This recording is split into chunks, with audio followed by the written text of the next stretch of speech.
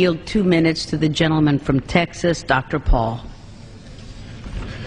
The gentleman is recognized for 2 minutes. Gentlelady for yielding, and I ask unanimous consent to revise and extend my remarks. Without objection.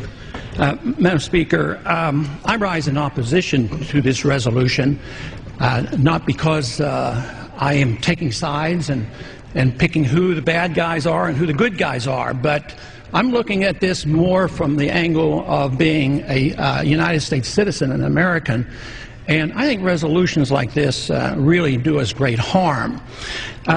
In many ways, what's happening in the Middle East, and in particular with Gaza right now, we have some moral responsibility for both sides in a way, because we provide help and funding for both Arab nations and Israel. And so we definitely have a moral, especially now today, the weapons being used to kill so many Palestinians are American weapons, and American funds essentially are being used for this.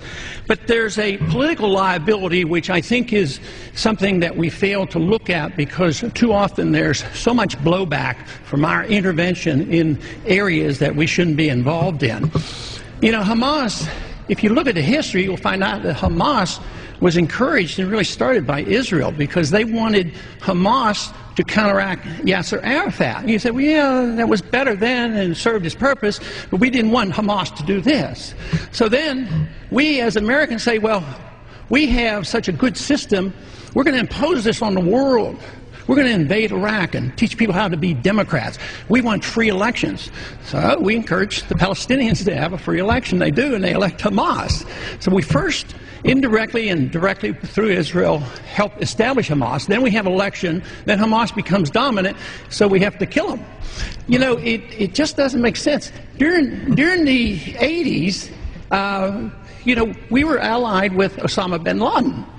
And we were contending with the Soviets. It was at that time our CIA thought it was good if we radicalized the Muslim world.